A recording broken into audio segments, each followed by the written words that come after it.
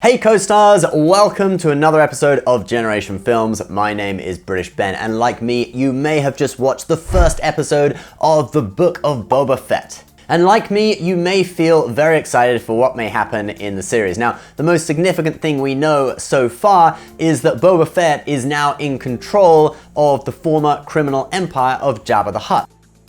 Editor, no, that's Pizza the Hutt. Can you show the correct one, please? No, that's the CGI Jabba from the special editions. Show me Jabba the Hutt.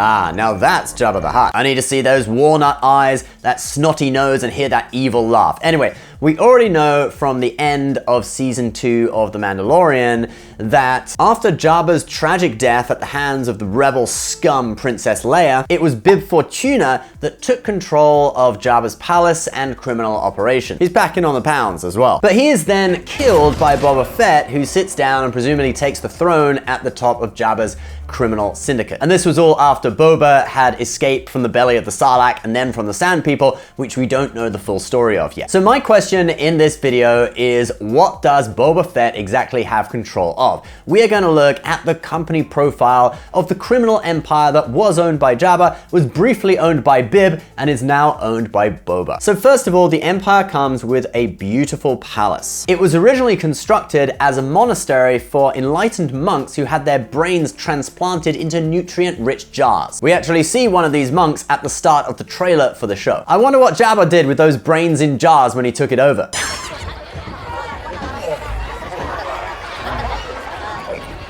It might have gone something like that, I don't know. Anyway, the palace had beautiful views of the northern Dune Sea. It was a great place to watch the two suns set, and it featured Jabba's throne room, an underground dungeon, and also a multi-car garage. Now, this would have housed Jabba's sail barge, which at this time already lay in ruins at the Pit of Carcoons, so Boba won't benefit from that. But in addition, the garage also had several Bantha II cargo skiffs. These were repulsor lift craft 9.5 meters in length that cost 8,000 credits each. They featured in the Battle of the Pit of Carcoon, where Boba, well, fell into the pit, so they might bring back bad memories, who knows. But anyway, in theory, they're there if he needs them. Now, another feature of the palace was the bacteria healing tank that Fett uses to heal his injuries after surviving his ordeal in the desert, principally Sarlacc stomach acid burns combined with severe sunburn. This is the same technology that Luke uses after his ordeal with the Wampa on Hoth.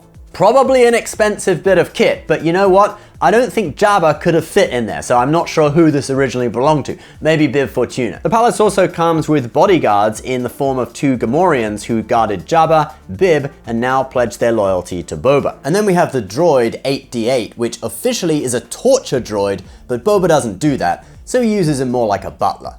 Their tortured squeals will send a piercing message to all potential challengers to your throne. I do not torture. And you know what they say in real estate? Location, location, location. Not only did Jabba's palace have good connections to the western Dune Sea and the Pit of Carcoon, it was also in close proximity to Mos Espa, the hometown of the legendary Anakin Skywalker, where Jabba had previously collected protection money from businesses, a practice that Boba happily takes over in the first episode of the new show. But also in Mos Espa, Jabba had built the grandstands at Mos Espa Grand Arena, where the infamous pod races took place. And from these grandstands, Jabba would control the gambling trade during the races. In episode 1, we also see Boba receiving tributes from some species that were previously loyal to Jabba. So we know there is still some off-world connection there for business. Moving off Tatooine now, Jabba had been a member of the Hutt Grand Council. Now obviously Boba isn't a Hutt, so this probably isn't something he's going to be able to hang on to, but we'll see. Now, Jabba the Hutt had controlled the majority of the illicit activities on Tatooine, including piracy, slavery, and the smuggling trade. But he also had control over many of the hyperspace lanes in the Outer Rim. Before the rise of the Empire, Jabba the Hutt had aligned with the Republic because they had rescued his son. But after the Empire rose, and then after the destruction of the first Death Star, Darth Vader went and negotiated a deal with Jabba in order to secure raw materials for the Imperial military. This enabled Jabba and his crime syndicate to avoid crackdowns on crime in the Outer Rim during the Imperial period. But now the second Death Star had been destroyed, and it was the time of the New Republic. Look at the logo on the money Boba collects.